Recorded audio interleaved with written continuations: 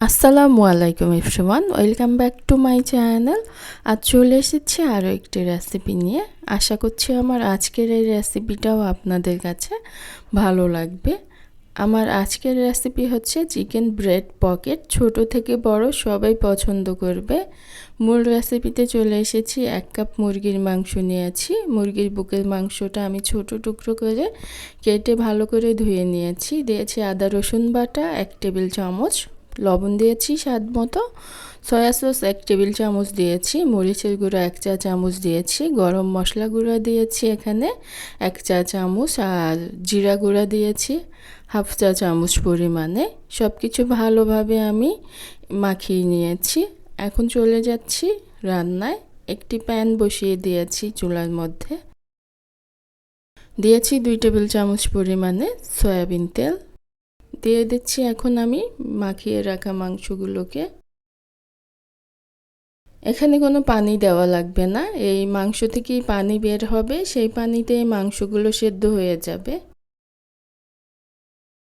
চুলার আঁচ মিডিয়ামে রেখেছি। এই তো দেখতেই পাচ্ছেন মাংস থেকে কিন্তু পানি বের হয়ে এসেছে। এই পানিটা শুকিয়ে নিব। আর মাংসটাও কিন্তু প্রায় হয়ে এসেছে। এই তো পানিগুলো কিন্তু একদম শুকিয়ে গিয়েছে। একটু ভাজা ভাজা করে নিচ্ছি মাংসগুলো। এখন আমি এখানে দিয়ে দিচ্ছি ক্যাপসিকাম একটি কুচি করে নিয়েছি, আর দিয়ে দিচ্ছি পেঁয়াজ কুচি। বড় সাইজের 2টা পেঁয়াজ কুচি করে আমি দিয়ে দিয়েছি।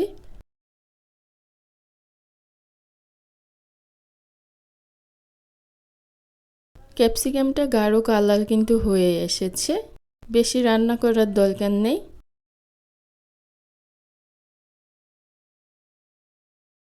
এই তো হয়ে গিয়েছে কিন্তু। আমি এখন নামিয়ে নিব। নামিয়ে আমি মাংসগুলোকে ঠান্ডা করে নিব। চুলাটা বন্ধ করে দিয়েছি। আর এখানে নিয়েছি পাউরুটি 2 পিস। এইটা আমি একটু বেলে নিচ্ছি। 2টা নিয়েছি একসাথে। 2 পিস একসাথে করে আমি বেলে নিয়েছি। এখন একটি গ্লাস দিয়ে আমি কেটে নেব।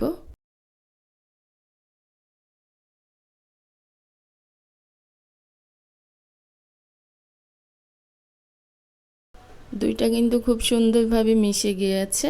এইভাবে আমি সবগুলো কেটে নিব। আর এই পাউরুটি দিয়ে আমি ব্রেড ক্রাম্বস বানিয়ে নিব। 2টা ডিম আমি ভেঙে নিয়েছি, আর ডিম 2টাকে একটু ফেটিয়ে নিব।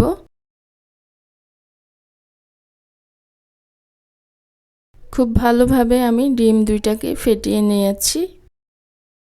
এখন যেই পাউরুটি আমি কেটে রেখেছি এখানে ডিমের মধ্যে চুবিয়ে নিব। ডিমে চুবিয়ে এখন আমি ব্রেড ক্রাম্বসে দিয়ে দিচ্ছি। ব্রেড ক্রাম্বসে কোটিং করে আমি ভেজে নিব।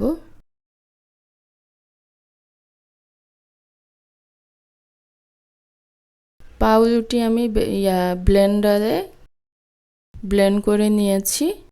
এই তো এভাবে আমি সবগুলো করে নিব। তেল গরম করে নিয়েছি। এখন আমি এখানে পকেটগুলো দিয়ে দিচ্ছি।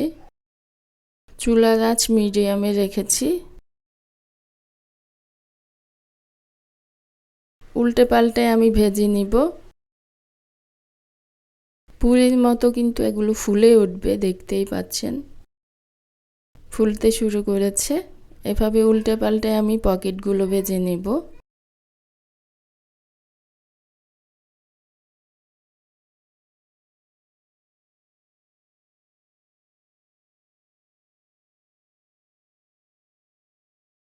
মাশাআল্লাহ, খুব সুন্দর কিন্তু ফুলেছে। মনের মতো কালার করে ভেজে তুলে নিলেই হবে।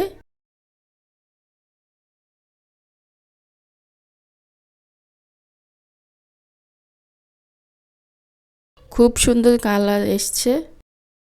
আমি উল্টে পাল্টে কিন্তু এগুলোকে ভেজে নিচ্ছি।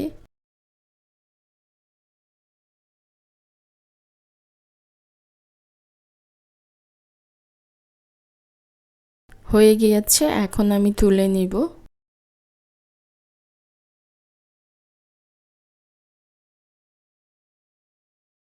একটি করে নিয়ে আমি 2 ভাগ করে নিচ্ছি।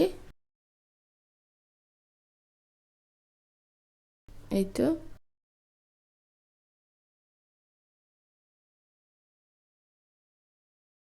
পকেটগুলো বানানো হয়ে গিয়েছে আর এখানে মাংসগুলোকে আমি ঠান্ডা করে নিয়েছি। এখন দিয়ে দিচ্ছি এখানে 2 টেবিল চামচ মতো মেয়োনিজ, টমেটো সস দিয়ে দিচ্ছি 1 টেবিল চামচ মতো। এখন এগুলোকে আমি ভালোভাবে মিশিয়ে নিব।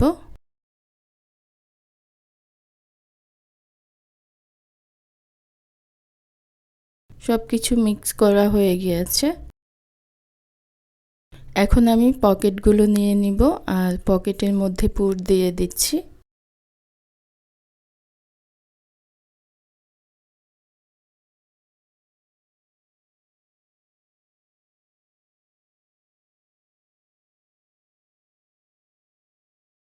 এই তো একটি হয়ে গিয়েছে কিন্তু মাশাআল্লাহ।